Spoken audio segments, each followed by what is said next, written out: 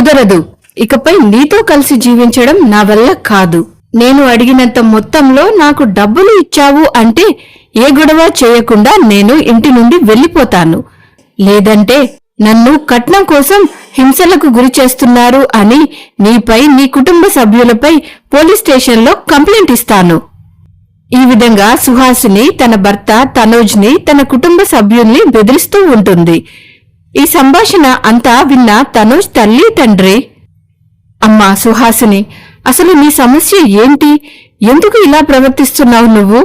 నా కొడుకు నిన్ను ప్రేమించి మరీ పెళ్లి చేసుకున్నందుకు నువ్వు వాడికి విధించే శిక్ష ఇదేనా? అయినా పెళ్లి జరిగి పట్టుమని నెల రోజులు కూడా అవ్వలేదు. ఇంతలోనే నీకు విడిపోవాలి అన్న ఆలోచన ఎలా వచ్చిందమ్మా? ఈ రోజు వరకు నిన్ను ఈ ఇంట్లో ఎవ్వరూ పల్లెత్తు మాట కూడా అనలేదు. అటువంటిది నువ్వు కట్నం కోసం నిన్ను వేధిస్తున్నాము అని మాపై కేసు పెడతావా? అని తనోజ్ తల్లి తండ్రి అడిగే ప్రశ్నలు వేటికి కూడా సమాధానం చెప్పే అవసరమే నాకు లేదు అన్నట్టుగా తలపొగరుతో నిలబడి ఉంటుంది సుహాసిని. మీరందరూ కలిసి ఎన్ని రకాలుగా నాకు హితబోధ చేసినా నా నిర్ణయంలో ఏ మార్పు ఉండదు. డబ్బులు ఇచ్చి సెటిల్ చేసుకుంటారా, లేక కేసు కోర్టులు అంటూ తిరుగుతారా? మీ నిర్ణయానికే వదిలేస్తున్నాను అని చెప్పి తన గదిలోకి వెళ్లిపోతుంది.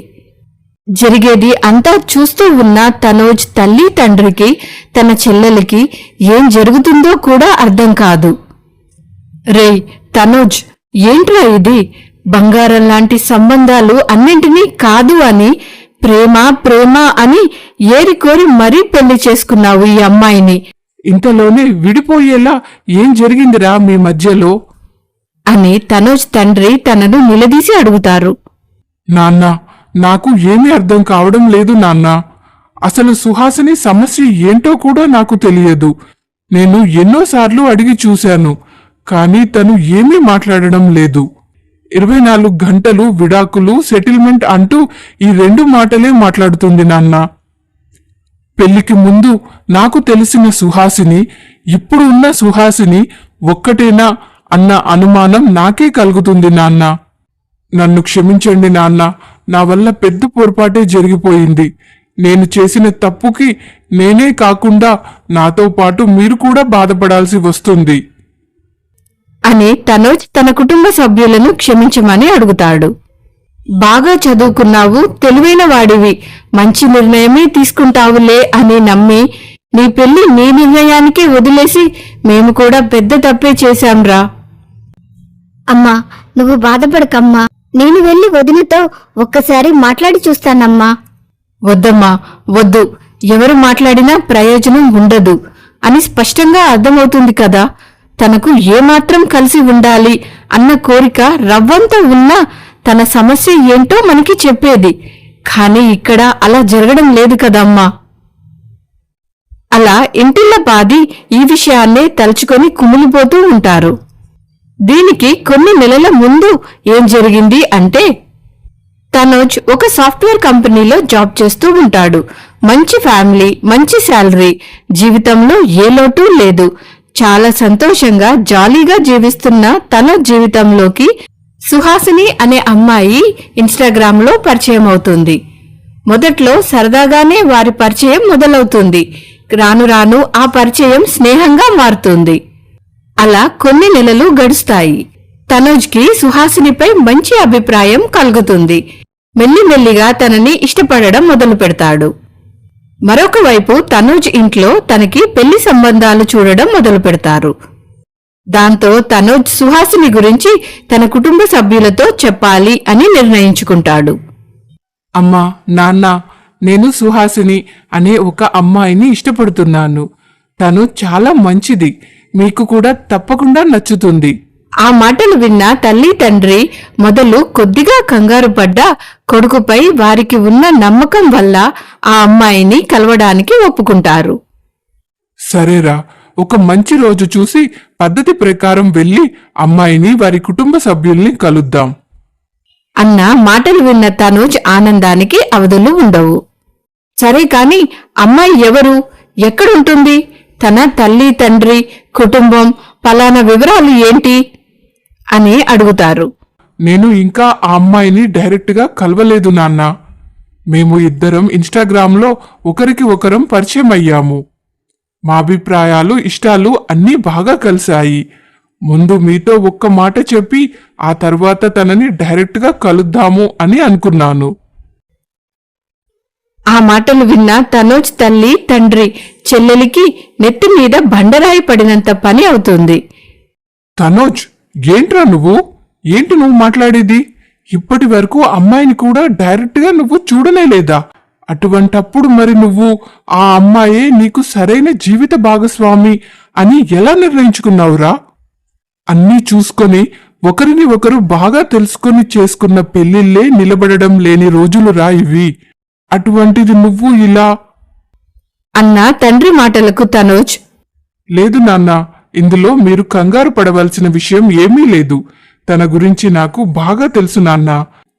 ఒకరిని ఒకరం కలుసుకొని మాట్లాడకపోతేనే మా మనసులు కలిశాయి.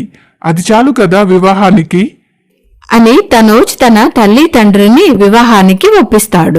ఆ తరువాత తనోజ్ మొట్టమొదటిసారిగా సుహాసిని డైరెక్ట్గా కలిసి విషయమంతా చెప్తాడు. ఆ మాటలు విన్న సుహాసిని కూడా చాలా సంతోషిస్తుంది. వారి ప్రేమ పెళ్లి వరకు రావడంతో వారిద్దరి ఆనందానికి అవధులు ఉండవు. అలా ఒక నెల రోజులు గడిచాక ఒక మంచి ముహూర్తాన్న వారిద్దరి వివాహం ఘనంగా జరిపిస్తారు. సుహాసినికి అత్తవారింట్లో అది మొదటి రోజు. కొత్త కోడలు ఇంటికి వచ్చింది అన్న ఆనందంలో ఉంటారు ఇంటిల్లపాది. అమ్మా సుహాసిని, కొంచెం మంచినీళ్లు తీసుకురా తల్లి అన్న మామగారి మాటలకు, ఏంటి నాకు ఆర్డర్లు వేస్తున్నావు నువ్వు? నేనేమైనా మీ ఇంటికి వచ్చిన కొత్త కోడలేనా లేక కొత్త పని మనిషినా? అన్న మాటలకు రామారావు గారికి దిమ్మ తిరిగిపోతుంది. ఇప్పుడు నేనేమన్నానమ్మా? అంత పెద్ద మాట అనేసావు నువ్వు. మంచినీళ్లే కదా అడిగాను. హా, ఈరోజు మంచినీళ్లు, రేపు టీ కాఫీ, ఇలా ఎక్కడికి వెళ్లి ఆగుతుందో ఈ ఆర్డర్ల లిస్టు అని నెత్తిమీద నోరేసుకొని అరుస్తూ ఉంటుంది సుహాసిని. ఆ మాటలు విన్న అత్తగారు జయమ్మ, అమ్మాయి ఏంటిది? మీ అమ్మా నాన్న నీకు పెద్దవాళ్లతో ఎలా మాట్లాడాలో నేర్పించలేదా? తండ్రి లాంటి మామగారిని పట్టుకొని నీ ఇష్టం వచ్చినట్టు మాట్లాడుతున్నావు నువ్వు. హా, అదే తండ్రి లాంటి వారు కాబట్టి నాకు ఇలా పనులు పురమాయిస్తున్నారు. అదే నా తండ్రి అయితే నాకు ఇలా చెప్పేవారు కాదు కదా అని చిన్న విషయాన్ని పెద్ద గొడవగా మారుస్తుంది సుహాసిని. వదినా, ఎందుకు ఇంత చిన్న విషయానికి నువ్వు ఇంత రాద్ధాంతం చేస్తున్నావు? నీకు ఇష్టం లేకపోతే వదిలేయి, నేను వెళ్లి తెచ్చి ఇస్తాను మా నాన్నకి మంచినీళ్లు. నేను రాద్ధాంతం చేస్తున్నానా? అంటే ఏంటిప్పుడు? నేను గయ్యాలి దాన్ని, మీరందరూ ఉత్తములా? అలా సుహాసిని తన మాటలతో ఇంటిల్లపాదికి చెమటలు పట్టేలా చేస్తుంది. దాంతో అందరూ తలలు పట్టుకొని కూర్చుంటారు. సాయంత్రం సమయం అవుతుంది. తనోజ్ ఆఫీస్ నుండి ఇంటికి తిరిగి వస్తాడు. ఇంటికి రావడంతోటి తనోజ్కి ఇంట్లో ఏదో తేడాగా కనిపిస్తుంది. దాంతో తనోజ్ కంగారు పడుతూ, అమ్మా నాన్న, ఏం జరిగింది? ఎందుకు అలా ఉన్నారు మీరందరూ అని అడుగుతాడు. ఆ మాటలు విన్న తనోజ్ తల్లి తండ్రికి ఏం మాట్లాడాలో కూడా అర్థం కాని అయోమయ స్థితిలో ఉంటారు. ఆ సమయంలో తను చెల్లెలు కలుగచేసుకుని జరిగిందంతా తనోజ్కి వివరంగా చెబుతుంది. చెల్లెలి ద్వారా విషయం తెలుసుకున్న తనోజ్కి కూడా మతిపోయినంత పని అవుతుంది. దాంతో గదిలోకి కోపంగా వెళ్లి ఏంటిది అని సుహాసిని నిలదీసి అడిగేలోపే సుహాసినియే తనోజ్పై విరుచుకు పడిపోతుంది. ఏంటి నువ్వు నన్ను పెళ్లి చేసుకుని ఈ ఇంటికి కోడలుగా తీసుకొచ్చావా లేక పనిమనిషిగా తీసుకువచ్చావా? పెళ్లికి ముందు ఎన్ని కబుర్లు చెప్పావు, నా కాలు కింద కూడా పెట్టనివ్వను అని. మీ అమ్మ నాన్న చెల్లెలు అందరూ నన్ను ఒక మహారాణిలా చూసుకుంటారు అని ఎన్ని చెప్పావు నువ్వు. కాని ఇప్పుడేంట్రా అంటే వాళ్ళు అందరూ నన్ను ఒక పనిమనిషిలా చూస్తున్నారు. అసలు మీరందరూ నా గురించి ఏమనుకుంటున్నారు? ఇన్ని నెలల పరిచయంలో తనోజ్ సుహాసినిలో ఆ వింత ప్రవర్తన ఎప్పుడూ చూసిందే లేదు. అలా షాక్లో ఉండిపోయిన తనోజ్ ఏమీ మాట్లాడకుండా బయటకి వచ్చేస్తాడు. ఏంట్రా ఇది? అమ్మాయి గురించి నాకు బాగా తెలుసు, మన కుటుంబంలో ఇమిడిపోతుంది అని అన్నావు కదా నువ్వు. మరి ఏంట్రా ఇది? అమ్మా అమ్మ సారీ అమ్మా, అసలు ఇంతవరకు నేను కూడా ఎప్పుడూ తనలో ఈ వింత ప్రవర్తన చూసిందే లేదమ్మా అని తనోజ్ కూడా తన ఆశ్చర్యాన్ని వ్యక్తపరుస్తాడు. అలా రోజులు గడుస్తూ ఉంటాయి. ఇంట్లో ప్రతిరోజు ఏదో ఒక గొడవ జరుగుతూనే ఉంటుంది. అసలు గొడవకు కారణం ఏంటి అన్నది మాత్రం ఎవరికీ అంతు చిక్కదు. ఇంట్లో జరిగే ఈ చిరాకులు గొడవలతో ఇంటిల్లపాది విసిగిపోతారు. కాని అందరూ తనోజ్ గురించి ఆలోచించి మౌనంగా భరిస్తూ ఉంటారు. ఒకరోజు జయమ్మ తన కూతురు జాహ్నవితో కలిసి మార్కెట్కి వెళ్తుంది. ఏంటి జయమ్మ, ఎలా ఉంది కొత్త కోడలు? చూస్తుంటే నిన్ను కాలు కూడా కింద పెట్టనివ్వడం లేదనుకుంటా. ఈ మధ్య కూరగాయలు కూడా రావడం లేదు నువ్వు అని జయమ్మను ఆట పట్టిస్తూ అడుగుతుంది పార్వతమ్మ. అంత అదృష్టం మాకు లేదు పార్వతమ్మ అని బరువెక్కిన గుండెతో బదులిస్తుంది జయమ్మ. అయ్యో, అదేంటి జయమ్మ అలా మాట్లాడుతున్నావు? ఏం జరిగింది? అసలు ఏం జరుగుతుందో కూడా తెలియదు పార్వతమ్మ. కోడలు వచ్చిన రోజు నుండి ఈ క్షణం వరకు మాకు ఎవ్వరికీ మనశ్శాంతే లేదు అనుకో అని ఇంట్లో జరిగేది అంతా జయమ్మ పార్వతమ్మకు చెప్పి బాధపడుతుంది. అయ్యో వదినా, విషయమేంటో తెలియకుండా ఏదేదో మాట్లాడేశాను. నన్ను క్షమించు. ఒక్కసారి అమ్మాయి తల్లి తండ్రిని పిలిపించి మాట్లాడి చూడండి వదినా, అమ్మాయిలో ఏదైనా మార్పొస్తుందేమో అని సలహా ఇస్తుంది. దాంతో జయమ్మ ఇంటికి తిరిగి వచ్చి తనోజ్కి తన భర్తకి ఈ విషయం గురించి చెబుతుంది. సుహాసిని తల్లి తండ్రితో మాట్లాడితే తనలో ఏదైనా మార్పొస్తుందేమో అన్న ఒక చిన్న ఆశతో తనోజ్ సుహాసిని తండ్రికి ఫోన్ చేస్తాడు. కాని ఎన్నిసార్లు ఫోన్ చేసినప్పటికీ సుహాసిని తండ్రి ఫోన్ స్విచ్ ఆఫ్ వస్తూనే ఉంటుంది. దాంతో సుహాసిని తల్లికి కూడా ఫోన్ చేసి చూస్తాడు తనోజ్. ఆ నెంబర్ కూడా స్విచ్ ఆఫే వస్తుంది. అమ్మా, నాన్న, అత్తయ్య గారు, మామయ్య గారు ఇద్దరి ఫోన్ కూడా స్విచ్ ఆఫే వస్తుంది. ఇలా కాదులే, ఒక్కసారి డైరెక్ట్గా వెళ్ళి మాట్లాడి చూస్తాను అని చెప్పి తనోజ్ మర్నాడు ఉదయం సుహాసిని ఇంటికి బయలుదేరతాడు. తీరా ఇంటికి వెళ్లి చూస్తే ఇల్లు తాళం వేసి ఉంటుంది. దాంతో ఏం చేయాలో అర్థం కాక తిరిగి ఇంటికి బయలుదేరి వచ్చేస్తాడు తనోజ్. ఇలా రోజు ఇంట్లో గొడవలు చిరాకులు ఎక్కువ అవడంతో తనోజ్ ఆఫీస్లో కూడా వర్క్ పై శ్రద్ధ పెట్టలేకపోతాడు. ఎప్పుడూ లేని విధంగా తన బాస్తో చివాట్లు కూడా తింటాడు. రే మావా, ఏంట్రా ఎంత కొత్తగా పెళ్ళైతే మాత్రం ఇంకా భార్యే లోకం అన్నట్టుగా ఉంటే మరి బాస్తో ఇలానే చివాట్లు తినాల్సి వస్తుంది. మరి కొంచెం కలల ప్రపంచం నుండి బయటకు వచ్చి వర్క్ పై కాన్సన్ట్రేట్ చెయ్యి అని తన కొలీగ్ విషయం తెలియకుండా తనోజ్ని ఆట పట్టిస్తూ ఉంటాడు. కాని ఆ మాటలు విన్న తనోజ్కి మాత్రం ఒళ్ళు మండిపోతుంది. అలా చిరాకుగా ఆ రోజు సాయంత్రం ఇంటికి బయలుదేరి వచ్చిన తనోజ్కి సుహాసిని తన చెల్లెలిపై చెయ్యి చేసుకుంటూ కనిపిస్తుంది. అది చూసిన తనోజ్ సహనం నశించిపోతుంది. దాంతో కోపం వచ్చిన తనోజ్ సుహాసినిపై చెయ్యి చేసుకుంటాడు. నీకు ఎంత ధైర్యం, నాపై చెయ్యెత్తుతావా నువ్వు? ఇంతవరకు నా పేరెంట్సే ఎప్పుడూ నాపై చేయి చేసుకున్నదే లేదు అని నెత్తిమీద నోరేసుకొని అరుస్తూ ఉంటుంది సుహాసిని. అదే వాళ్ళు చేసిన అతిపెద్ద తప్పు. అందుకే నువ్వు ఇలా ఉన్నావు, ఊసరవెల్లిలా రంగులు మారుస్తూ. పెళ్లికి ముందు నీ నిజ స్వరూపం నాకు తెలిసి ఉంటే నేను నిన్ను పెళ్లి చేసుకోవడం కాదు కదా, కనీసం నిన్ను కలవడానికి కూడా ఇష్టపడేవాడిని కాదు. నీ వల్ల నా జీవితం ఎలాగో నాశనమైపోయింది. నాతో పాటు నా తల్లి తండ్రి, నా చెల్లెలు కూడా బాధపడుతున్నారు అని సుహాసినిని బాగా తిడతాడు తనోజ్. ఆహా, నువ్వేమైనా తక్కువ తిన్నావా? పెళ్లికి ముందు ఎన్ని కళ్ళబొల్లి మాటలు చెప్పావు. నన్ను మహారాణిలా చూసుకుంటాను అన్నావు. నీ కుటుంబ సభ్యులు అందరూ ఉత్తమోత్తములు అని ఎన్ని కబుర్లు చెప్పావు. తీరా నిన్ను పెళ్లి చేసుకొని ఇంటికి వస్తేనే కదా మీ అందరి నిజస్వరూపం నాకు తెలిసింది అని మాటకు మాట పెంచుకుంటూ వెళ్ళిపోతారు తనోజ్ సుహాసిని. అదే సమయంలో ఇంటికి తిరిగి వచ్చిన రామారావు గారు ఈ సంభాషణ అంతా విని, ఆపండి, అసలు ఇది ఇల్లు అనుకున్నారా లేక చేపల మార్కెట్ అనుకున్నారా? ఇన్ని సంవత్సరాలు ఎంత గుట్టుగా బ్రతికాము. ఇప్పుడు ఏంట్రా అంటే గొడవ జరగకుండా ఏ రోజు గడిచిందే లేదు. ఈ ఇంట్లో మనశ్శాంతే లేకుండా పోయింది. ఛీ! ఓహో అవునా, అయితే మీ అందరి మనశ్శాంతి నా వల్లే పోయింది అంటున్నారు కదా. అయితే నేనే వెళ్ళిపోతాను. నాకు ఒక 50 లక్షలు ఇప్పించండి. అప్పుడైతే నేను ఏ గొడవ చేయకుండా వెళ్ళిపోతాను. లేదంటే నన్ను కట్నం కోసం హింసిస్తున్నారు అని కేసు పెట్టి మిమ్మల్ని రోడ్ పైకి లాగుతాను. మీ కొడుక్కి భవిష్యత్తు అనేదే లేకుండా చేస్తాను. కోర్టులు కేసులు అంటూ జీవితకాలం తిరిగేలా చేస్తాను. ఇదంతా వద్దు అని అనుకుంటే నేను అడిగిన డబ్బులు నాకు మర్యాదగా ఇచ్చేయండి. మీకు 1 వారం గడువిస్తున్నాను అని చెప్పి వారిని బెదిరించి తన గదిలోకి వెళ్ళిపోతుంది సుహాసిని. డబ్బులు అన్న మాట విన్నా ఇంటిళ్ళ పాదికి దిమ్మ తిరిగినంత పని అవుతుంది.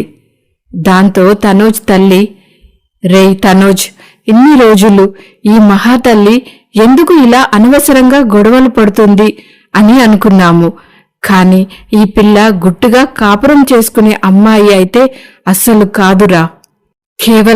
కేవలం డబ్బుల కోసమే ఇదంతా చేసింది అని నాకు అనిపిస్తుందిరా అన్న తల్లి మాటలకు తనోజ్ కూడా ఒప్పుకుంటాడు. అవునమ్మా, నువ్వు చెప్పింది 100కి 100 నిజంలానే ఉంది. ఈ చిరాకులు గొడవలతో విసిగిపోయిన తనోజ్ తన బెస్ట్ ఫ్రెండ్ అయిన రవికి కాల్ చేస్తాడు. తనోజ్ గొంతు విన్న వెంటనే రవి తనోజ్ ఏదో ప్రాబ్లంలో ఉన్నాడు అన్న విషయాన్ని అర్థం చేసుకుంటాడు. రే తనోజ్, ఏమైందిరా? కొత్తగా పెళ్ళైన వాడివి, ఎంతో హ్యాపీగా ఉండాల్సింది ఇలా డల్గా ఉన్నావేంట్రా? ఆ మాటలకు తనోజ్ తన జీవితంలో జరుగుతుంది అంతా తన స్నేహితుడికి పూసగుచ్చినట్టుగా వివరిస్తాడు. ఓ గాడ్, ఏంట్రా ఇంత జరిగిందా నీ జీవితంలో? మరి నువ్వు నాకు ఒక్క మాట కూడా ఇన్ని రోజులు ఎందుకు చెప్పలేదురా? ఈ రోజుల్లో ఇలాంటివి చాలా ఎక్కువగా జరుగుతున్నాయిరా. నువ్వు కూడా సుహాసినిని ఆన్లైన్ చాటింగ్లోనే మొదటిసారిగా కలిశాను అన్నావు కదా అని అడుగుతాడు. అవునరా, తను నాకు మొదటిసారిగా ఇన్స్టాగ్రామ్లోనే పరిచయం అయిందిరా. అయితే ముందు నువ్వు తనకి మెసేజ్ చేశావా లేక తను నీకు మెసేజ్ చేసిందా అని అడుగుతాడు రవి. లేదురా రవి, నేను చేయలేదు, తనే మెసేజ్ చేసింది. బాగా ఆలోచిస్తుంటే ఇప్పుడు అర్థమవుతుందిరా నాకు. మొదట్లో నేను అంతగా తన మెసేజ్లకు రెస్పాండ్ కూడా అవ్వలేదు. కానీ తను నేను రిప్లై ఇవ్వకపోయినా చాలా పేషెన్స్తో ఉండి నాతో పరిచయం పెంచుకుందిరా అన్న తనోజ్ మాటలు విన్న రవికి సగం విషయం అర్థమైపోతుంది. సరేరా, నీ పెళ్లికి నేను రాలేకపోయాను. తనని నేను ఇప్పటి వరకు చూసిందే లేదు. ఒక్కసారి తన ఫోటో నాకు వాట్సాప్ చేయి అని చెప్తాడు రవి. తనోజ్ పంపించిన సుహాసిని ఫోటో చూసిన రవికి దిమ్మ తిరిగిపోతుంది.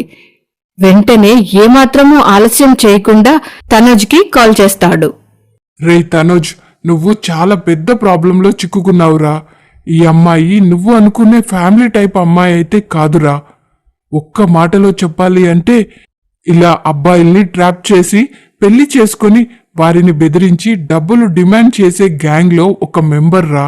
ఈ రాక్షసి బారిన పడి మోసపోయిన వారి లిస్టు చాలా పెద్దదేరా అని రవి తనకు తెలిసిన దూరపు బంధువుల్లో ఒక అబ్బాయిని కూడా ఇలానే పెళ్లి చేసుకుని డబ్బులు డిమాండ్ చేసింది అన్న విషయం గురించి చెప్తాడు.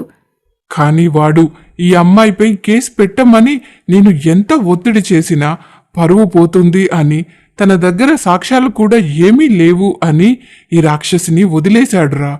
వాడు చేసిన ఈ తప్పుకి నువ్వు బలైపోయావురా మావా.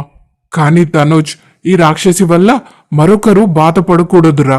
నువ్వు నేను చెప్పినట్టుగా చెయ్యి అని తన స్నేహితుడు ఒక సలహా ఇస్తాడు. అలా 1 వారం రోజులు గడిచిపోతాయి.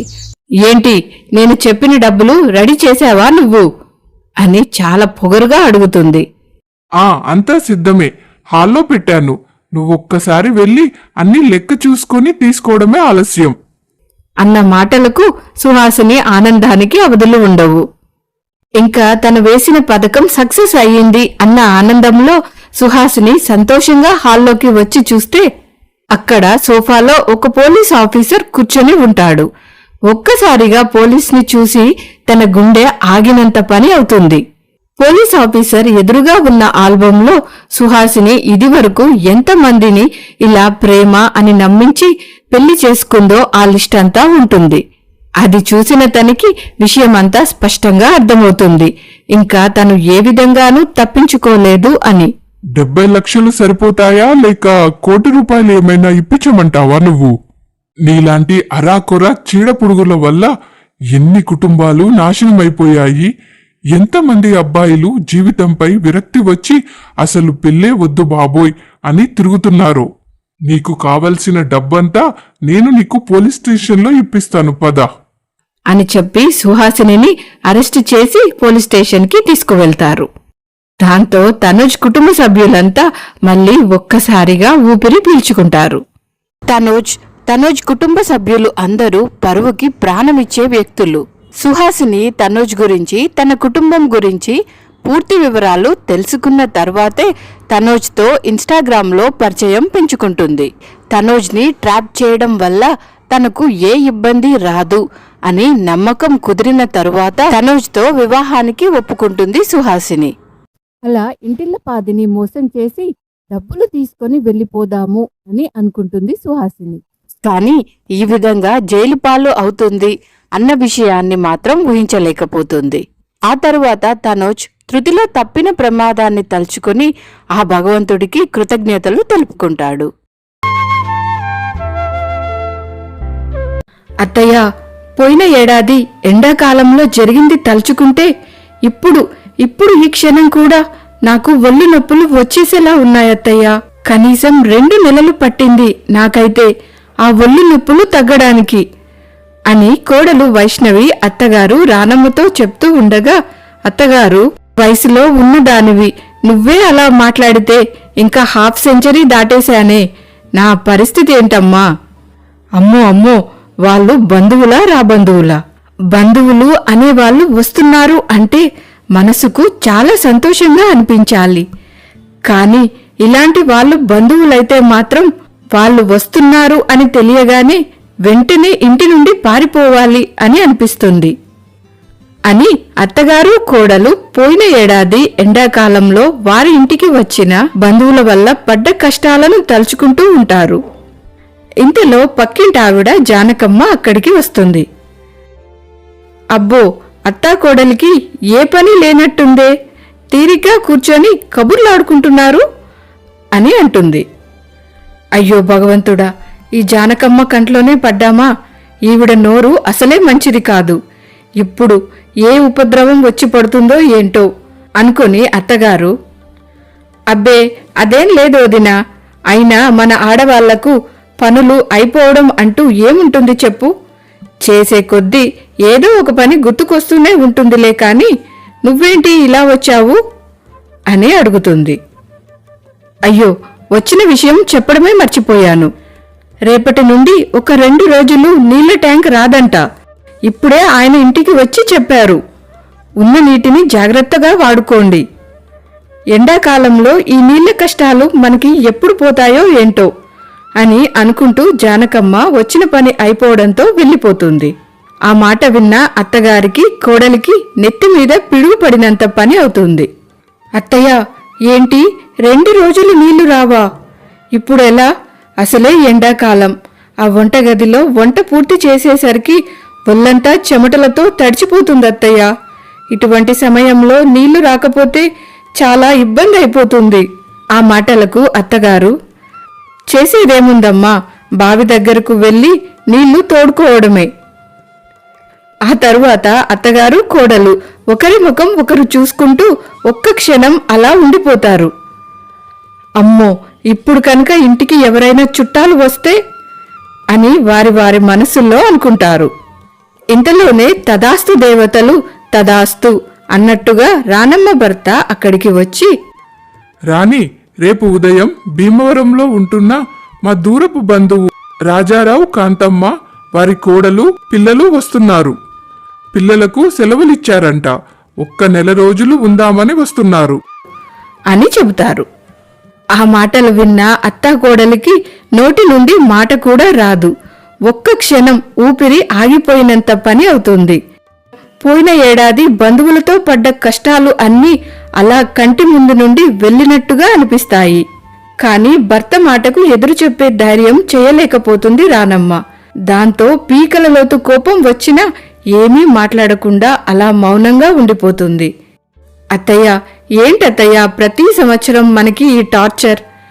ఒకవైపు నీళ్లు కూడా సరిగ్గా రావడం లేదు. పోనీ వచ్చిన వారు మనం వండి పెట్టింది తినేస్తే మనకు ఏ బాధ లేదు. కానీ అలా తినరు. వారి గొంతమ్మ కోరికలు తీర్చలేక ఈ వేడికి వంటగదిలో పనులు చేసేసరికి ఈ సంవత్సరం మనం బ్రతికి బయటపడతామో లేదో కూడా నాకు డౌట్గానే ఉందత్తయ్యా అన్న కోడలి మాటలకు రానమ్మ చాలా బాధపడుతుంది. ఎందుకంటే రానమ్మ తనకు ఈ బంధువులు వచ్చి నెలలు తరపడి ఇంట్లో ఉండడం వల్ల తను పడి ఇబ్బందుల గురించి తన భర్తకు ధైర్యం చేసి ఎప్పుడూ చెప్పే సాహసం చేయలేకపోతుంది. పెళ్లి అయినప్పటి నుండి ఈ రోజు వరకు సహిస్తూనే వస్తుంది. కాని ఇప్పుడు తను మౌనంగా ఉండిపోయి చేసిన తప్పుకి తన కోడలు కూడా బలి అవ్వడంతో మొట్టమొదటిసారిగా తనపై తనకు కోపం వస్తుంది. కాని అప్పటికే బంధువులు బయలుదేరిపోయి ఉంటారు. ఇంకా చేసేది ఏమీ లేక మౌనంగా ఉండిపోయింది రానమ్మ. మర్నాడు ఉదయం అయ్యేసరికి కరెక్ట్గా టిఫిన్ టైంకి నెలకు సరిపడా బట్టల బ్యాగులు వేసుకుని దిగిపోతారు. దీనికి ముందు ఏం జరిగింది అంటే, అమ్మా, ఎందుకు ఇంత పెద్ద పెద్ద బ్యాగ్స్ సర్దుకున్నారు? ఒక్క వారం రోజుల్లో ఎలాగో వచ్చేస్తారు కదా. ఎవర్రా, ఎవరు చెప్పారు వారం రోజుల్లో మేము తిరిగి వచ్చేస్తాము అని? కనీసం ఒక్క నెల రోజులైనా సరే ఉండే వస్తాము. అవునండి, రాణి అత్తయ్య గారు వంటలు బాగా చేస్తారంట. అత్తయ్య గారు చెప్పారు. పిల్లలకు కూడా స్కూల్స్ కి సెలవులు ఇచ్చేశారు కదా. ఇంకా వీళ్ళని భరించడం నా వల్ల అయితే కాదు. సెలవులు అయ్యే వరకు అక్కడే ఉండి మళ్ళీ స్కూల్స్ రీఓపెన్ చేసేసరికి వచ్చేస్తామండి. అవునరా అభి, మా అన్నయ్య కూడా నన్ను బాగా చూసుకుంటాడు. నాకు కూడా కొంచెం ఊరు మారినట్టుగా ఉంటుంది. కాస్త కాలక్షేపం కూడా అవుతుందిరా అని భారీ ఎత్తున ప్లాన్ చేసుకుని వచ్చేస్తారు. గుమ్మం ఎదురుగా పెద్ద పెద్ద బ్యాగ్స్ తో కనపడిన వారి బంధువుల్ని చూసిన అత్తాకోడలికి గుండె ఆగినంత పని అవుతుంది. మొదటి చూపులోనే వారికి స్పష్టంగా అర్థమవుతుంది కనీసం నెల రోజులకు ప్లాన్ చేసుకుని వచ్చారు అని. మనసు నిండా బాధ ఉన్నప్పటికీ ఇంటికి వచ్చిన వారిని నవ్వుతూ ఆహ్వానించడం తప్పదు కదా అని అత్తగారు కోడలు వారికి ఎదురుగా వెళ్ళి, రండి రండి, ప్రయాణం ఎలా జరిగింది అని ఆహ్వానిస్తారు. రావడంతోటే కాంతమ్మ, అక్క, ఏంటి ఈ గుమగుమలు? మేము వస్తున్నాము అని ఏదో పెద్దగానే హడావిడి చేస్తున్నట్టున్నావే అని మొదలుపెట్టింది. అయ్యో, అదేం లేదమ్మా, మాకు నీళ్ల ట్యాంక్ సరిగ్గా రావడం లేదు. కొంచెం నీళ్లకు ఇబ్బందిగా ఉండడంతో ఉప్మా చేశానమ్మా. ఉప్మా అన్న మాట వినగానే అందరి ముఖం మాడిపోతుంది. ఏంటి ఉప్మానా? అక్క, నా మనవడు మనవరాలు అయితే ఉప్మా నోట్లో కూడా పెట్టరనుకో. మీరు ఏమీ అనుకోకుండా మరేదైనా టిఫిన్ చేయండి అని నిర్ముఖమాటంగా చెప్పేస్తుంది కాంతమ్మ. ఇంతలో రానమ్మ భర్త రామారావు గారు, అమ్మా వైష్ణవి, వెళ్ళు తల్లి, ఆ పని మీదుండు అని అంటారు. కాసేపటి తరువాత బాత్రూంలో నీళ్లు రాకపోవడంతో, అక్క, బాత్రూంలో నీళ్లు రావడం లేదు, కొంచెం నీ కోడల్ని పిలిచి ఆ పని చూడమని చెప్పు అని అంటుంది కాంతమ్మ. అంటే బావి నుండి నీళ్లు తోడుకుని వచ్చి ఇవ్వమని చెప్పకనే చెబుతుంది. దాంతో రానమ్మకు ఒళ్ళు మండిపోతుంది. కాని చేసేది ఏమీ లేక, అమ్మా వైష్ణవి, అది కొంచెం చూడమ్మా, నేను ఈ లోపల టిఫిన్ పని చూస్తాను అని అంటుంది. అలా అత్తగారికి కోడలికి క్షణం కూడా ఊపిరి ఆడనివ్వరు. వారిద్దరూ ఎంతో కష్టపడి అన్ని పనులు చేసుకుంటున్నారు అని తెలిసినప్పటికీ వారికి రవ్వంత సహాయం కూడా చేయకుండా కాంతమ్మ తన కోడలు టీవీ దగ్గర కాలక్షేపం చేయడం, లేకపోతే ఫోన్లో మాట్లాడుకోవడం లాంటివి చేస్తూ ఉంటారు. ఆ రోజు రాత్రి కాంతమ్మ కొడుకు అభి తన భార్యకు ఫోన్ చేసి, ఎలా ఉన్నారు అని అడుగుతారు. ఏమండి, అత్తయ్య గారు చెబుతూ ఉంటే నేను ఏదో అనుకున్నానండి. కాని ఇక్కడికి వస్తే కాని అర్థం అవ్వలేదు. రాణి అత్తయ్య చేసే వంటలైతే అమోఘమండి. ఇంకా నాకు అత్తయ్య గారికి అయితే ఏ పని లేదు తెలుసా, ఫుల్ రెస్ట్ అనుకోండి అన్న భార్య మాటలకు అభి, చూడు అర్చన, ఇంటి దగ్గర అయితే మా అమ్మ నువ్వు పనులు చేయలేక గొడవలు పడుతూ ఉంటారు. కానీ ఇప్పుడు అక్కడికి వెళ్ళేసరికి మాత్రం ఇద్దరు మంచి ఫ్రెండ్స్ అయిపోయినట్టున్నారే. మీరు చూస్తే 5గురు ఉన్నారు. పాపం వారికి కూడా కష్టం అవుతుంది. వీలైతే ఎంతో కొంత సహాయం చేయండి. ఇంకా నెల రోజులు అక్కడే తిష్టవేసి కూర్చోకుండా ఒక వారంలో వచ్చేసేయండి అన్న అభి మాటలు విన్న అర్చనకు పిచ్చి కోపం వస్తుంది. ఏంటి, మీరు మీ ఒక్కరికే వండుకొని తినలేక మమ్మల్ని వచ్చేయమంటున్నారా? అదేమీ కుదరదు. అత్తయ్య చెప్పారు కనీసం నెల ఉందాము అని. మీకు గనక వండుకోవడం కుదరకపోతే మీరు బయటకు వెళ్ళి తినండి, అంతేకాని నన్ను రమ్మని మాత్రం చెప్పొద్దు అని చెప్పి ఫోన్ కట్ చేసేస్తుంది అర్చన. ఆడవాళ్లే ఆడవాళ్ళకి శత్రువు అంటే ఇదేనేమో అని అనుకుంటాడు అభి. ఇంతలో పక్కింటి జానకమ్మ అక్కడికి వస్తుంది. వదినా, వదినా. అప్పటికే వంటగదిలో చెమటలతో తడిచిపోయి బిక్కుబిక్కుమంటూ ఉన్న అత్తాకోడల్ని చూసి తను వచ్చిన పని గురించి చెప్పడానికి ఇబ్బంది పడుతూ ఉంటుంది. ఇంతలో కాంతమ్మ కలగ చేసుకుని వచ్చిన పని ఏంటి అని అడుగుతుంది. అది నేను నా కోడలు కలిసి మామిడికాయ పచ్చడి పెడుతున్నాము. వదినని తన కోడల్ని సహాయం అడుగుదామని వచ్చాను. కానీ ఇక్కడ వీళ్ళని చూస్తుంటే ఇప్పటికే చేతి నిండా పని ఉన్నట్టుగా కనిపిస్తున్నారు అని ఇబ్బంది పడుతూ చెబుతుంది. మామిడికాయ పచ్చడి అన్న మాట విన్న కాంతమ్మకు నోట్లో నీళ్లు ఊరుతాయి. అబ్బా, మామిడికాయ పచ్చడా! కొత్త పచ్చడి వేడివేడి అన్నంలో ఇంత నెయ్యి వేసుకొని తింటే ఆహా అని అప్పుడే కొత్త పచ్చడి వేసుకొని అన్నం తింటున్నట్టుగా ఊహించేసుకుంటుంది కాంతమ్మ. ఇంట్లో పరిస్థితిని అర్థం చేసుకున్న జానకమ్మ మారు మాట్లాడకుండా అక్కడి నుండి వెళ్ళిపోతుంది. ఆ తరువాత కాంతమ్మ, అక్క, మీరు కూడా మామిడికాయ పచ్చడి పెట్టొచ్చు కదా. పెట్టేదేదో కొంచెం ఎక్కువగానే పెట్టండి, వెళ్ళే అప్పుడు నేను కూడా తీసుకుని వెళ్తాను అని ఏమాత్రమూ ముఖమాటం లేకుండా చెప్పేస్తుంది. ఆ మాటలు విన్న అత్తాకోడలు ఇద్దరూ ముఖముఖాలు చూసుకుంటారు. వారి ముఖమాటం ఏదో ఒక రోజు వారి ప్రాణాలు తీసేస్తుంది అని వారి మనసులో అనుకుంటారు. అత్తగారు వయసుకు మించిన పని చేస్తూ కష్టపడుతున్నారు అని కోడలు బాధపడుతూ ఉంటే, మరొక వైపు ఇంత చిన్న వయసులోనే తనకు అలవాటు లేని ఇంత పని చేస్తూ నలిగిపోతూ ఉంది అని కోడల్ని తలుచుకొని అత్తగారు బాధపడుతూ ఉంటుంది. మర్నాడు ఉదయం కాంతమ్మ, అక్క, పచ్చడి సంగతి ఏమైనా ఆలోచించారా? ఎప్పుడు పెడదామనుకుంటున్నారు? ఏంటో అక్క, ఆ పక్కింటావిడ వచ్చి మామిడికాయ పచ్చడి అన్న మాట చెప్పిన దగ్గర నుండి నా మనసంతా పచ్చడి మీదే పోయిందనుకో. చెబితే నవ్వుతావేమో కాని రాత్రి కలలో కూడా నేను పచ్చడి వేసుకుని అన్నం తింటున్నట్టుగానే కల వచ్చింది తెలుసా అని చెప్పి పెద్దగా నవ్వుతుంది కాంతమ్మ.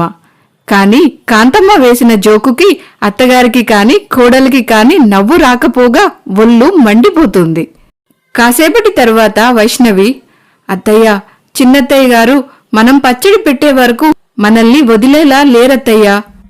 ఇప్పుడు ఇంత పనిలో మనకి పచ్చడి పెట్టడం అంటే అస్సలు కుదరదత్తయ్యా. కాబట్టి ఒక పని చేద్దాం, పక్కింటి జానకమ్మ గారి దగ్గరికి వెళ్ళి కొంచెం పచ్చడి అరువడుగుదాం అత్తయ్యా. ఆ తరువాత మనం పచ్చడి పెట్టినప్పుడు తిరిగిచ్చేద్దాం అని సలహా ఇస్తుంది. అవునమ్మా, మంచి సలహా ఇచ్చావు. సరే అయితే నువ్వు వెళ్ళి ఆ పని చూడు, నేను వంట పని చూస్తానమ్మా అని చెప్పి అత్తగారు కోడల్ని పక్కింటికి పంపిస్తుంది. ఒక పక్క చూస్తే నీళ్లు సరిగ్గా రావు, మరొక పక్కన వేడి, దానికి తోడు భరించలేనన్ని పనులతో అత్తాకోడళ్ళు సతమతమైపోతూ ఉంటారు. కాని రామారావు గారు ఇంట్లో ఆడవారు పడే కష్టాన్ని ఏమాత్రమూ అర్థం చేసుకోకపోగా వారికి తన తమ్ముడికి ఏమేమి ఇష్టమో చెప్పి అవన్నీ వండమని హాయిగా ఫ్యాన్ కింద చల్లగాలిలో కూర్చొని ఆర్డర్లు వేస్తూ ఉంటారు. కోడలు వైష్ణవి కూడా అత్తగారిలానే చాలా మంచిది. దాంతో ఎవరేం చెప్పినా ఎవరికీ ఎదురు చెప్పకుండా మౌనంగా ఉండిపోతుంది. మామగారు చెప్పిన ఆర్డర్ల లిస్ట్ని అన్నీ తయారు చేస్తూ ఉంటుంది. ఆ రోజు రాత్రి అందరూ భోజనాలు చేసేస్తారు. కాంతమ్మ వైష్ణవిని పిలిచి, చూడమ్మాయి, బాత్రూంలో నీళ్లు సరిగ్గా రావడం లేదు. నువ్వు కొంచెం బావిలో నీళ్లు తోడి తెచ్చావు అంటే నా మనవడికి మనవరాలికి స్నానం చేపిచ్చేస్తాను. లేకపోతే వారు రాత్రి నిద్రపోరు అలానే విసిగిస్తూ ఉంటారు అని తన కోడలు పక్కనే ఉన్న ఆవిడికి చెప్పకుండా వైష్ణవికి చెబుతుంది. ఆ మాటలు విన్న రానమ్మకు పిచ్చి కోపం వస్తుంది. నీ కోడలు 2 చేతులు కాళ్ళు బాగానే ఉన్నాయి కదా, తనను పంపించొచ్చు కదా అని అడగాలి అని అనుకుంటుంది. కాని అడగలేదు. అలా కాంతమ్మ తన కోడలు రానమ్మకు మొకమాటం ఎక్కువ, ఎవరినీ ఏమీ అనదు అన్న విషయం అర్థమయ్యేసరికి వారి గొంతమ్మ కోరికలు తీర్చమని ఆవిడ్ని రకరకాలుగా ఇబ్బందులకు గురిచేస్తూ ఉంటారు. అత్తగారు పడుతున్న బాధను చూడలేక మొట్టమొదటిసారిగా వైష్ణవి ధైర్యం చేసి, ఏవండి, ఎండాకాలం అవ్వడంతో ఇదివరకులా రోజూ నీళ్లు రావడం లేదండి. దానికి తోడు ఇంట్లో మనం కాక ఇంకా 5 ఎక్స్ట్రా ఉన్నారు. వంటగదిలో చాలా వేడిగా కూడా ఉంటుంది. అత్తయ్య గారు ఇదివరకులా అన్ని పనులు కూడా చేయలేకపోతున్నారండి. కాబట్టి మీరు మామయ్య గారు కలిసి ఏదో ఒకటి చెయ్యండి అని చాలా రిక్వెస్టింగ్గా అడుగుతుంది. అంటే ఏంటి నీ ఉద్దేశం? నీళ్లు రావడం లేదు, మా అమ్మ నా భార్య పనులు చేయలేకపోతున్నారు అని చెప్పి ఇంటికి వచ్చిన వారిని వెళ్ళిపోమని చెప్పమంటున్నావా నువ్వు? అని గట్టిగా అరిచేస్తాడు వైష్ణవి భర్త రాకేష్. అయ్యో అయ్యో, నా ఉద్దేశం అది కాదండి. మరేంటి నీ ఉద్దేశం? వారిద్దరూ కూడా మాకు వంటగదిలో కాస్త సహాయపడితే మాకు కొంచెం తేలికగా ఉంటుందండి. ఓహో, అయితే 4 రోజులు సరదాగా ఉండిపోదాము అని ఇంటికి వచ్చిన వారికి వెళ్ళి మా అమ్మకు మా ఆవిడకు వంటగదిలో సహాయం చేయండి అని చెప్పమంటావా నువ్వు? అని భార్య అసలు ఏం చెప్పాలి అనుకుంటుంది. తను తన తల్లి పడే ఇబ్బంది ఏంటి అన్న విషయం ఏమాత్రమూ అర్థం చేసుకోకుండా వైష్ణవిపైనే పెద్ద పెద్దగా కేకలు వేసేస్తాడు రాకేష్. రాకేష్ వేసిన కేకలకు వైష్ణవి కంటి నుండి నీరు ధారలా కారిపోతుంది. పాపం వైష్ణవి దాంతో ఏం చేయాలో అర్థం కాక బయటకు వచ్చి ఏడుస్తూ ఉంటుంది. ఇంట్లో తన కోడలు కనిపించకపోయేసరికి ఇల్లంతా వెతుక్కుంటూ బయటకు వస్తుంది రానమ్మ. అక్కడ కోడలు ఏడుస్తూ ఉండడం చూసి తన ప్రాణం పోయినంత పని అవుతుంది. దాంతో రానమ్మ కంగారు పడుతూ కోడల దగ్గరికి వస్తుంది. అమ్మా వైష్ణవి, ఏం జరిగింది? ఎందుకమ్మా ఏడుస్తున్నావు అని కంగారు పడుతూ అడుగుతుంది. వైష్ణవి ఇంట్లో జరిగింది అంతా తన అత్తగారికి చెబుతుంది. ఆ మాటలు విన్న రానమ్మకు కొడుకుపై పట్టలేనంత కోపం వస్తుంది. ఓహో, అయితే వీడు కూడా అచ్చు మీ మామయ్య గారిలానే ఆలోచిస్తున్నాడన్నమాట. ఇన్ని సంవత్సరాలుగా నేను పడుతున్న బాధని ఇప్పుడు వారసత్వంలా నీకు వచ్చేలా ఉందమ్మా. వీళ్ల ఉద్దేశంలో ఆఫీస్లో వీళ్లు చేసే పనే అన్నిటికంటే కష్టమైన పని, వీళ్లే కుటుంబాన్ని ఉద్ధరిస్తున్నాము అని అనుకుంటూ ఉంటారు. కాని ఇంట్లో ఆడవారు చేసే పని మగవారు బయట చేసే పనికి ఏమాత్రమూ తక్కువ కాదు అన్న విషయాన్ని మాత్రం గుర్తించరు. సరే తల్లి, నువ్వు ఏడవకు, నేనున్నాను కదా నీకు, నేనన్నీ చూసుకుంటానులే అని వైష్ణవికి ధైర్యం చెబుతుంది రానమ్మ. అలా కొన్ని రోజులు గడిచిపోతాయి. ఒకరోజు ఆదివారం కావడంతో కొడుకు తండ్రి ఇంట్లోనే ఉంటారు. అందరూ హాల్లో వేడికి తట్టుకోలేక కూలర్లతో పాటు ఫ్యాన్లు కూడా వేసుకుని తీరిగ్గా కూర్చొని అక్కడి నుండే, అమ్మా, ఈరోజు ఆదివారం కదా, మాకు ఆఫీస్ కూడా లేదు. కాస్త లేటైనా పర్వాలేదు కానీ పూరి ఇంకా పెసరట్టు ఉప్మా చేయండి అని ఆర్డర్ వేస్తాడు. అలాగే మధ్యాహ్నం భోజనంలోకి మటన్ బిర్యానీ ఇంకా ఫిష్ పులుసు, కొంచెం ఫ్రై కూడా చేయండి. ఇంతలో కాంతమ్మ మధ్యలో అందుకొని, అక్కా, ఈరోజు పని అంతా పూర్తయ్యాక మార్కెట్కి వెళ్లి మామిడికాయలు కూడా తీసుకురండి, పచ్చడి పెట్టండక్కా అని అంటుంది. వంటగదిలో వేడికి మలమలా మాడిపోతున్న రానమ్మకు ఆ మాటలు అన్నీ వినేసరికి బీపీ పెరిగిపోతుంది. అత్తగారికి కోడలికి కాస్త సాయం చేసేవారు లేకపోగా ఆర్డర్లు వేసేవారు ఎక్కువైపోతారు. చెమటలు కారిపోతున్న తన కోడల్ని తీసుకుని వచ్చి వారి అందరి ముందు 2 కుర్చీలు తెచ్చుకొని కూలర్ని వారి వైపుకు తిప్పుకొని కూర్చుండిపోతారు. వారిద్దరిని చూసిన రామారావు గారికి రాకేష్కి మొట్టమొదటిసారిగా కొంచెం భయం వేస్తుంది. ఎందుకంటే ఇంతవరకు తన భార్య ఎప్పుడూ అలా కుర్చీలో తన ఎదురుగా కూర్చున్నదే లేదు. ఇప్పుడేంటిరా అంటే కోడల్ని కూడా తీసుకుని వచ్చి కూర్చుంటుంది. దాంతో అందరూ షాక్ కొట్టినట్టుగా చూస్తూ ఉండిపోతారు. అలా 2 గంటలు 3 గంటలు కూడా గడిచిపోతాయి. కాని ఇద్దరూ ఏమాత్రమూ కదలకుండా అక్కడే అలానే కూర్చుండిపోతారు. కాసేపటి తరువాత వైష్ణవి టిఫిన్ చేసి అందరికీ తెచ్చిపెట్టాలి అని అక్కడి నుండి లేవబోతూ ఉండగా రానమ్మ వైష్ణవి చేతిని పట్టుకొని వెళ్ళనివ్వకుండా ఆపేస్తుంది. టిఫిన్ టైం దాటిపోతుంది. లంచ్ టైం కూడా అవుతుంది. అయినా వారు కదలరు. చూసి చూసి కోపం వచ్చి రామారావు గారు, ఏంటి ఏంటి నీకు దెయ్యం పట్టిందా? అలా కూర్చున్నావేంటి? లేచి వంట పని చూడు అని గట్టిగా అరుస్తారు. ఆ మాటలకు మింగీసేలా భర్త వైపు కోపంగా కాళికాదేవిలా చూస్తుంది రానమ్మ. మొదటిసారిగా భార్య ఉగ్రరూపాన్ని చూసిన రామారావు గారికి ఒళ్ళు జల్లుమంటుంది. దాంతో రాకేష్ కొంచెం ధైర్యం చేసుకుని, అమ్మా ఏంటిది? వెళ్ళి వంట పని చూడు. ఇంట్లో చుట్టాలున్నారు కదా, నువ్వేంటి ఇలా చేస్తున్నావు? అన్న కొడుకుని కూడా అలానే చూస్తుంది రానమ్మ. అసలు నీ దృష్టిలో, మీ నాన్న దృష్టిలో ఆడవాళ్ళు అంటే వంటగదిలోనే ఉండి వంటలు చేస్తూ అక్కడే మా జీవితాలు ముగిసిపోవాలి అని అనుకుంటున్నారా? ఇన్ని సంవత్సరాలు నా మౌనం నన్ను బలి తీసుకుంది. అది చాలదు అన్నట్టు ఈ వారసత్వాన్ని నేను నా కోడలికి ఇవ్వాలి అని అనుకోవడం లేదు. మేమిద్దరం వంట చెయ్యమంటే చెయ్యము అని తెగేసి చెప్తుంది రానమ్మ. ఆ మాటలకు పట్టలేనంత కోపం వస్తుంది రామారావు గారికి, రాకేష్కి. వంట చేయడం అంటే ఏదో విమానం నడిపినంత గొప్పగా చెప్తున్నారు మీరిద్దరూ. ఏదో మీరిద్దరే ఈ భూమి మీద వంట చేస్తున్నట్టుగా మాట్లాడుతున్నారు. మాలా రోజు బయటకు వెళ్ళి పనిచేసి వస్తే తెలుస్తుంది మేము అసలు బయట ఎంత కష్టపడుతున్నామో అని. మేము తలుచుకుంటే మీరు చేసే పని చిటికలో చేయగలము. కానీ మీరు బయటకు వెళ్ళి మేం చేసే పని చేయగలరా? మీరు చేయకపోతేనే మేం చేయలేమా? అని వంటగదిలోకి వెళ్లి మొదటిసారిగా వంట చేయడం మొదలు పెడతారు తండ్రి కొడుకు. ఆ వంటగదిలో కిటికీలు లేక లోపలి గాలి బయటకు వెళ్ళదు. అలాగే బయట గాలి లోపలికి వచ్చే అవకాశమే లేదు. దాంతో వెళ్ళిన 10 నిమిషాలకే తండ్రికి కొడుక్కి ఊపిరి ఆడనంత కష్టంగా అనిపిస్తుంది.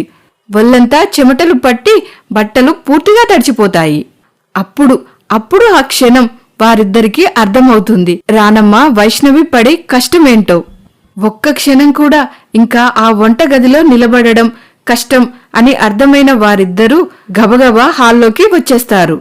వచ్చిన వారు ఏమీ మాట్లాడకుండా అలా మౌనంగా నిలబడిపోతారు. ఇదంతా చూసిన కాంతమ్మకి విషయమంతా పూర్తిగా అర్థమవుతుంది. ఇంకా ఆ ఇంట్లో వారి ఆటలు సాగవు అని అర్థమయ్యేసరికి మారు మాట్లాడకుండా అన్నీ సర్దుకొని అక్కడి నుండి బయలుదేరి వెళ్ళిపోతారు. రామారావు గారు పెద్దరికం అడ్డు రావడంతో ఏమీ మాట్లాడలేక మౌనంగా ఉండిపోతారు. కాని రాకేష్ మాత్రం, అమ్మా వైష్ణవి, నన్ను క్షమించండి. ఎంతసేపు మేం చేసే పని గొప్పది, మేమే మిమ్మల్ని ఉద్ధరిస్తున్నాము అన్న ఫీలింగ్లోనే ఉండిపోయాను. కానీ అమ్మా, అసలు ఆ గదిలో మీరిద్దరూ ఎలా అమ్మా ఇన్ని సంవత్సరాలు అని అడుగుతాడు. ఇన్ని సంవత్సరాలకు మొట్టమొదటిసారిగా కొడుకు మానవత్వంతో ఆలోచించి మాట్లాడేసరికి రానమ్మ కొద్దిగా శాంతిస్తుంది. చూడ్రా, ఏ ఆడదానికైనా తన భర్తకు బిడ్డలకు నచ్చినవన్నీ కమ్మగా వండి పెట్టడం కన్నా సంతోషాన్ని ఇచ్చే వేరే విషయం ఏదీ ఉండదురా. కాని మేము మీకోసం ఆనందంగా చేసే ఈ పనులు మీరు గుర్తించకపోయినా పర్వాలేదు. కాని చులకన చేసి మాత్రం మాట్లాడొద్దురా. ఆ తర్వాత గదిలోకి వెళ్లిన రానమ్మకు రామారావు గారు కూడా క్షమాపణ చెప్తారు. భర్తలో కొడుకులో వచ్చిన మార్పుకి రానమ్మ చాలా సంతోషిస్తుంది. దాంతో కుటుంబం అంతా కలిసి ఒక్క మాట మీదగా ఉండి అవసరానికో లేక ఆప్యాయంగా 4 రోజులు కలిసి ఉందాము అని వచ్చే బంధువుల్ని కాకుండా మిగిలిన బంధువులు అంటే కాంతమ్మ లాంటి బంధువులు రాకుండా చెక్ పెడతారు. ఈ విధంగా అత్తాకోడలికి మంచి రోజులు వస్తాయి. పుట్టింది పెరిగింది అంతా పల్లెటూరిలోనే అయినా దీని బడాయి చూస్తుంటే మాత్రం ఏదో ఇప్పుడే విదేశాల నుండి స్వదేశానికి తిరిగి వచ్చినట్టుగా ఉంది అని తన మనసులో తిట్టుకుంటూ ఉంటారు పరమేశం గారు. ఏంటి ఏదో సనుగుతూ ఉన్నట్టున్నారు? నా గురించేనా? అవును మరి, నీ గురించి ఆలోచించడం కన్నా నాకు వేరే పనేముందిలే. డబ్బే ప్రాణంగా జీవించే ఈవిడ పేరే జయమ్మ. ఈవిడ భర్త పరమేశం, కొడుకు సంతోష్. కొన్ని సంవత్సరాలకి ముందు పరమేశం గారు తను చేస్తున్న వ్యాపారాల్లో భారీ నష్టాన్ని చవిచూడాల్సి వస్తుంది. దాంతో కటిక పేదరికాన్ని అనుభవిస్తున్న సమయంలో పరమేశం చెల్లెలు పార్వతి తన అన్న పడుతున్న కష్టాన్ని చూడలేక తనకు కట్నంగా ఇచ్చిన భూమిని అమ్మేసి డబ్బులు సహాయం చేస్తుంది. అమ్మా పార్వతి, నువ్వు చేసిన ఈ సహాయం మా జీవితాంతం గుర్తుపెట్టుకుంటాము. ఎంత తొందరగా వీలు పడితే అంత తొందరగా మళ్ళీ నీ డబ్బులు నీకు తిరిగిచ్చేస్తామమ్మా అన్న ఈవిడ వారు నివసిస్తున్న పల్లెటూరిని విడిచి పట్నం వచ్చి స్థిరపడ్డాక కాలం కలిసి రావడంతో మళ్ళీ ఆర్థికంగా బలపడతారు. ప్రారంభించిన ప్రతి వ్యాపారం కలిసి రావడంతో తక్కువ సమయంలోనే డబ్బులు బాగా గడిస్తారు. దాంతో జయమ్మ కళ్ళు నెత్తికెక్కుతాయి. పార్వతమ్మ చేసిన సహాయాన్ని మర్చిపోతుంది, వారిని కూడా మర్చిపోతుంది. సంతోష్ తండ్రి ప్రారంభించిన బిజినెస్లు చూసుకుంటూ ఎప్పుడూ క్షణం తీరిక లేకుండా బిజీగానే ఉంటాడు. జయమ్మ తన కొడుకుని కూడా తనలాగే మార్చుకోవాలి అని చాలా ప్రయత్నాలు చేస్తుంది. కానీ సంతోష్కి ఆర్భాటాలపై పెద్దగా ఇంట్రెస్ట్ ఉండదు. ఎంత కుదిరితే అంత నిరాడంబరంగా ఉండడానికి ఇష్టపడతాడు. తండ్రిలాగానే కష్టపడి పైకి రావాలి అన్న మనస్తత్వం. పరమేశం గారు మాత్రం చెల్లెలు చేసిన మేలుని ప్రతి క్షణం తలుచుకుంటూనే ఉంటారు. చెల్లెలు పార్వతమ్మ తనకు కట్నంగా ఇచ్చిన భూమిని అమ్మి ఇచ్చిన డబ్బులను కూడా తిరిగి ఇచ్చేస్తారు. ఈరోజు తను ఇంత సంపన్నుడు అవడానికి మూల కారణం తన చెల్లెలే అని గొప్పగా చెప్పుకుంటూ ఉంటారు. కానీ ఆ మాట వినడానికి కూడా ఇష్టపడదు జయమ్మ. నేను లేడీస్ క్లబ్కి వెళ్తున్నాను, సాయంత్రం వచ్చేసరికి ఆలస్యం అవ్వచ్చు. నువ్వు ఎక్కడికైనా ఊరేగు, ఎప్పటికైనా రా. నువ్వు ఇంట్లో ఉన్నా బయట ఊరు మీద పడి తిరుగుతూ ఉన్నా ఒకటే కదా. ఇంట్లో ఉంటే మాత్రం నా మంచి చెడ్డ ఏమైనా చూస్తావా నువ్వు? ముసలివాడిలాగా ఎప్పుడూ అలా 24 గంటలు ఇంట్లోనే పడి ఉండకపోతే కాసేపు అలా బయటకి వెళ్ళొచ్చు కదా. మన హోదాకి తగ్గ వారితో స్నేహం చేస్తేనే కదా మన గురించి కూడా నలుగురికి తెలిసేది చెప్పింది చాలే, ఇంకా నువ్వు బయలుదేరు అని పుల్ల విరిచినట్టుగా మాట్లాడతారు పరమేశం గారు.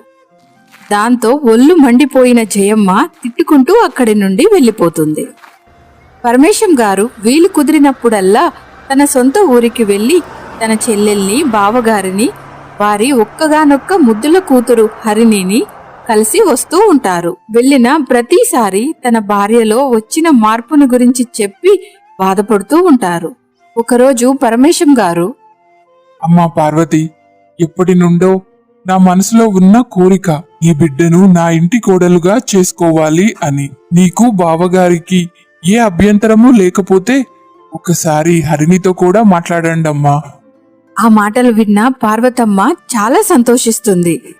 నా బిడ్డని నీ చేతుల్లో పెట్టడం కన్నా అదృష్టం ఏముంటుంది చెప్పు. కాని అన్నయ్య, దీనికి వదిన సంతోష్ ఒప్పుకుంటారా? నాకు తెలిసి వదిన అస్సలు ఒప్పుకోదన్నయ్యా.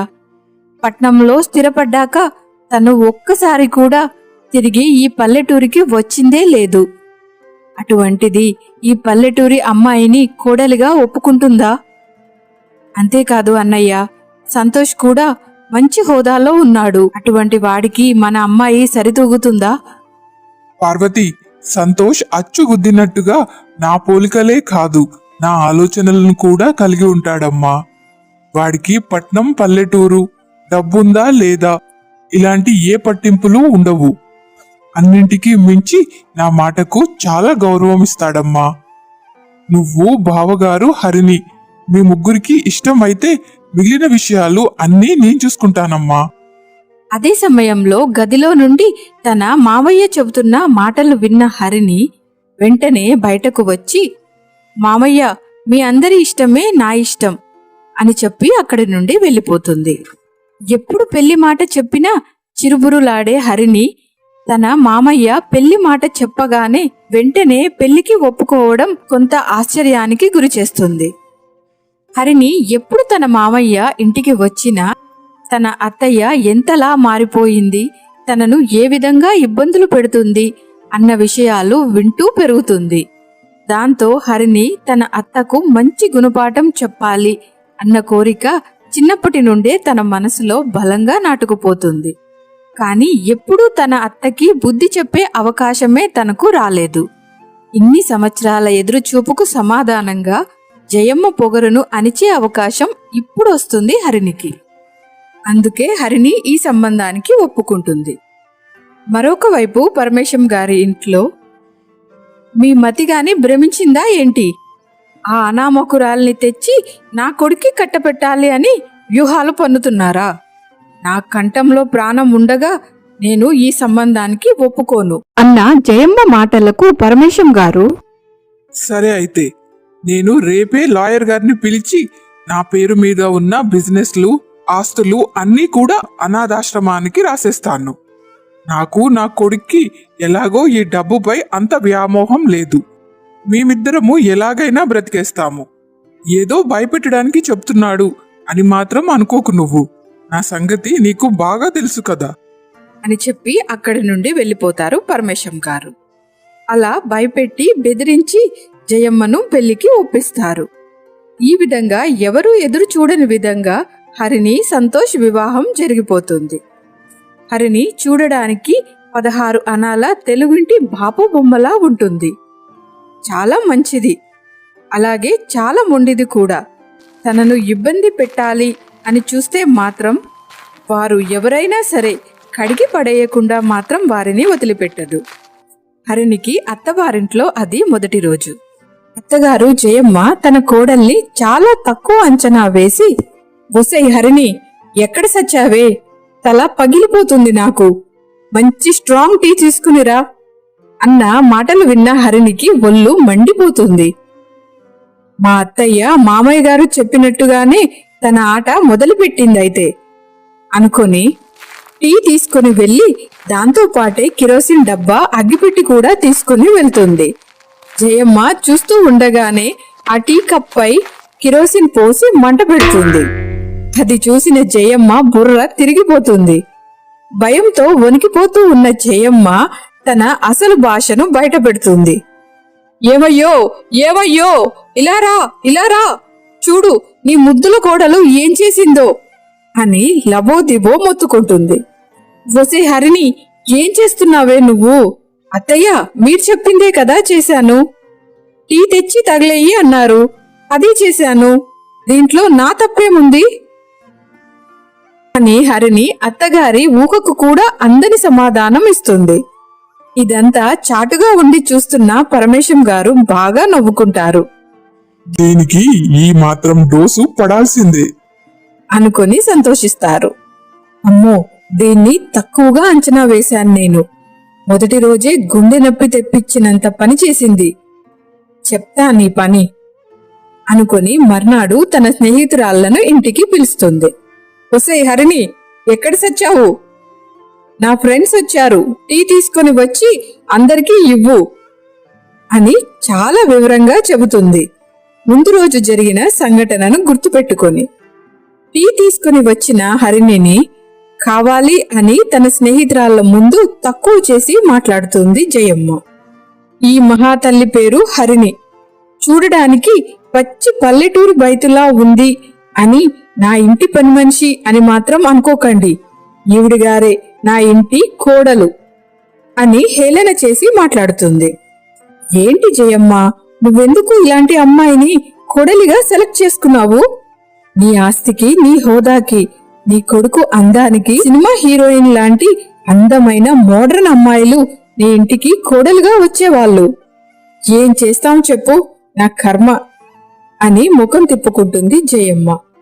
ఆ మాటలకు సమాధానంగా హరిణి, "చూడండి ఆంటీలు, మీరెవరు, మీ పేర్లేంటి, మీ పుట్టినిల్లు ఎక్కడా, అలాంటి అన్ని వివరాలు నాకు తెలుసు. నేను కూడా మీలాగే పల్లెటూరులోనే పుట్టి అక్కడే పెరిగి పెళ్లి చేసుకుని పట్నం వచ్చాను. కాబట్టి మీకు నాకు పెద్దగా తేడా ఉంది అని నేను అనుకోవడం లేదు. ఇంతకు మించి నేను ఎక్కువగా మాట్లాడితే బాగోదు. మీ వయసుకి గౌరవం ఇచ్చి నేను ఇక్కడి నుండి వెళ్ళిపోతున్నాను" అన్న హరిణి మాటలు విన్న వారికి దిమ్మ తిరిగిపోతుంది. అమ్మో జయమ్మ, నీ కోడలు ఆవిలిస్తే పేగులు లెక్క పెట్టేసేలా ఉంది. నువ్వు కొంచెం జాగ్రత్తగా ఉండు అని చెప్పి అక్కడి నుండి భయంగా వెళ్ళిపోతారు. ఆ తరువాత జయమ్మ, ఏంటే నువ్వు చేసింది? నా ఫ్రెండ్స్ ముందు నన్ను ఇన్సల్ట్ చేస్తావా నువ్వు? చూడండి అత్తయ్య, మర్యాద అనేది ఇచ్చి పుచ్చుకోవాలి, అంతేకాని మీరందరూ నోటికొచ్చినట్టుగా మాట్లాడుతూ ఉంటే నేను మాత్రం మీకు మర్యాద ఇవ్వాలి అని, వంగి దండాలు పెట్టాలి అని ఎదురు చూస్తే ఎలా చెప్పత్తయ్యా? అదంతా నాతో అయ్యేది కాదు. దాంతో పట్టలేనంత కోపం వస్తుంది జయమ్మకు. ఏమయ్యో, ఇలా రా బయటకు నువ్వు. చూసావా, నీ కోడలు ఏరి కోరి మరీ నెత్తి మీద కుంపటిని తెచ్చిపెట్టావు. నా ఫ్రెండ్స్ ముందు నా పరువంతా తీసేసింది. అంతా చూస్తూనే ఉన్నాలే, కానీ నువ్వు ఎక్కువగా అరవకుండా వెళ్ళి బీపీ టాబ్లెట్ మాత్రం వేసుకో అని ఇంకొక సురక పెట్టి అక్కడి నుండి వెళ్ళిపోతారు పరమేశం గారు. అలా రోజులు గడుస్తూనే ఉంటాయి. అత్త కోడలి మధ్య పాము ముంగీసా గొడవలు జరుగుతూనే ఉంటాయి. అలా ఎన్ని గొడవలు జరిగినా అత్తగారు తన ప్రయత్నాలు తాను చేస్తూనే ఉంటుంది. వాటిని ఏమాత్రమూ అలసిపోకుండా కోడలు తిప్పికొడుతూనే ఉంటుంది. ఒకరోజు హరిణిని చూడడానికి తన తల్లి తండ్రి ఇంటికి వస్తారు. వదినా, ఎలా ఉన్నావు అని ఎంతో ఆప్యాయంగా పలకరిస్తుంది పార్వతమ్మ. దానికి జయమ్మ తలపొగరుతో, నీ కూతురు నా ఇంట్లో అడుగు పెట్టనంత వరకు బాగానే ఉన్నాను, కాని ఈ మహాతల్లి ఎప్పుడైతే అడుగు పెట్టిందో ఆ క్షణం నుండి నా మనశ్శాంతే పోయింది. అలాగే సొసైటీలో నా పరువు కూడా పోయింది. ఒక పల్లెటూరి బైతుని కోడలిగా తెచ్చుకున్నాను అని అందరూ నా ముఖం మీదే నవ్వుతున్నారు. ఏదో ఎప్పుడో రవ్వంత సహాయం చేసినందుకు నీ కూతుర్ని నా కొడుకు మెడకి తగిలించారు. ఛీ అని నోటికి వచ్చినట్టుగా మాట్లాడి అక్కడి నుండి వెళ్ళిపోతుంది జయమ్మ. ఆ మాటలకు చాలా బాధపడతారు హరిణి తల్లి తండ్రి. జరుగుతున్నది అంతా చూస్తున్న హరిణి గబగబా వారి దగ్గరకు వెళ్లి, అమ్మా, నాన్న, మీరు అత్తయ్య మాటలను పట్టించుకోకండి. ఆవిడ మాటే అంతా, కాని తన మనసు చాలా మంచిది అని చెప్పి వారిని మభ్యపెట్టే ప్రయత్నం చేస్తుంది హరిణి. అమ్మా, నిన్ను ఈ ఇంటికి కోడలిగా పంపి మేము తప్పు చేశామా అమ్మా అని అన్న తండ్రి మాటలు విన్న హరిణి మనసు చివుక్కుమంటుంది. లేదు లేదు నాన్న, అలా ఏమీ లేదు. ముందు మీరు కూర్చోండి. లేదు తల్లి, మరొకసారి వస్తాము అని చెప్పి అక్కడి నుండి బరువెక్కిన గుండెతో తిరిగి వెళ్ళిపోతారు. అంతో బాధ, కోపం, ఆవేశం అన్నీ ఒక్కసారిగా వస్తాయి హరిణికి. లాభం లేదు, మా అత్తకు ఫినిషింగ్ టచ్ ఇవ్వాల్సిందే అనుకుని హరిణి తనతో పాటే చదువుకొని ఇప్పుడు ఆ ఏరియాకే ఎస్ఐగా వచ్చిన తన ఫ్రెండ్ జైని ఇంటికి ఆహ్వానిస్తుంది హరిణి. సరిగా తన కోడలితో పాటు ఒక పోలీస్ ఆఫీసర్ కూర్చొని మాట్లాడడం చూసిన జయమ్మ షాక్ అయిపోతుంది. అయినప్పటికీ పోలీస్ అంటే ఎంతో కొంత భయం ఉండడంతో తడబడుతూనే అక్కడికి వస్తుంది. తిన పేరు జై, నా స్కూల్ ఫ్రెండ్. ట్రాన్స్ఫర్ మీద మన ఏరియా స్టేషన్ కి ఎస్ఐగా వచ్చాడత్తయ్యా. నేను ఇక్కడ ఉంటున్నాను అని తెలిసి కలవడానికి వచ్చాడు. నమస్తే ఆంటీ. అత్తగారిని పలకరించి, చూడు హరిణి, నీకు ఎప్పుడు ఏ సహాయం కావాలి అన్నా మొకమాటం పడకుండా నన్ను అడుగు. అది ఫ్యామిలీ ప్రాబ్లం అయినా కానీ మరి ఏదైనా సరే చిటికలో సాల్వ్ చేసేస్తాను. అవును, అడగడమే మర్చిపోయాను, నీకు ఇక్కడ అంతా బాగానే ఉందా? నిన్ను అందరూ బాగానే చూసుకుంటున్నారా? మాట విన్న అత్తగారి ఒళ్ళు జల్లుమంటుంది. భగవంతుడా, ఎందుకయ్యా నాపై ఇలా పగబట్టేశావు? ఉన్న సమస్యలే చాలవు అన్నట్టుగా మళ్ళీ దీని స్నేహితుడు కూడా పోలీసే అయి ఉండాలా? ఇది అసలే మహాముదురు. ఇప్పుడు నా గురించి ఏమైనా చెప్పి చేస్తుందో ఏంటో. వీడిని చూస్తే తప్పు చేసిన వారి తోలు తీసేసేలా ఉన్నాడు.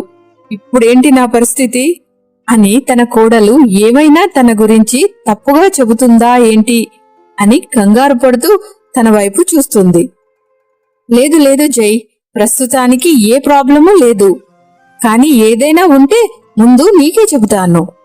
సరే అయితే నేను వీలున్నప్పుడు మళ్ళీ వచ్చి కలుస్తాను. ఈసారి నీ హస్బెండ్ ని కూడా కలవాలి. వస్తానా ఆంటీ? నా ఫ్రెండ్ జాగ్రత్త. అని చెప్పి అక్కడి నుండి వెళ్ళిపోతాడు. దాంతో జయమ్మ నోటి నుండి మాట కూడా రాదు.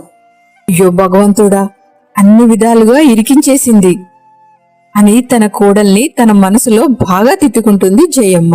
అత్తయ్య, ఏదో అంటున్నట్టున్నారు. ఏం లేదు, నేనేమనలేదు అని కంగారుగా తన గదిలోకి వెళ్ళిపోతుంది జయమ్మ. అలా వారం రోజులు గడిచిపోతాయి. హరిణి తన తల్లి తండ్రిని తన మెట్టినింటికి రమ్మని ఆహ్వానిస్తుంది. కూతురి మాట కాదు అనలేక ఇష్టం లేకపోయినప్పటికీ అక్కడికి వస్తారు. వారిద్దరినీ చూసిన జయమ్మ ఈసారి మాత్రం చాలా కొత్తగా ప్రవర్తిస్తుంది. రండమ్మా, రండి, కూర్చోండి. ఎండను పడి వచ్చినట్టున్నారు.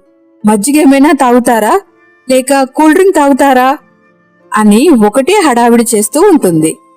ఇదివరకు వారు వచ్చినప్పుడు తన ప్రవర్తనకు, ఈసారి తనలో కనిపిస్తున్న ఈ మార్పుని చూసిన వారి ఇద్దరికి ఏమీ అర్థం కాదు.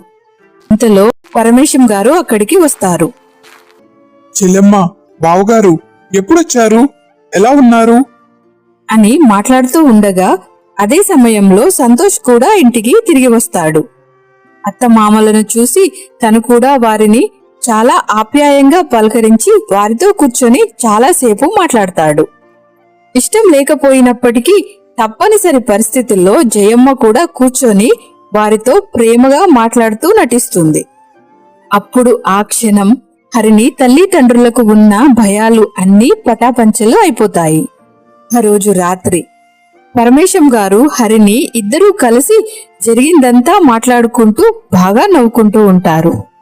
అమ్మా హరిణి, నీ ప్లాన్ బాగా పనిచేసింది. నీ సాఫ్ట్వేర్ ఫ్రెండ్ ని పోలీస్ అని చెప్పి మీ అత్తను బాగా బెదరగొట్టావు. లేకపోతే ఇది మామూలు మాటలకు లొంగే రకం కాదు. దీనికి ఈ మాత్రం డోస్ ఇస్తే కానీ సెట్ అవ్వదు అని జరిగిందంతా తలుచుకొని పడి నవ్వుకుంటారు.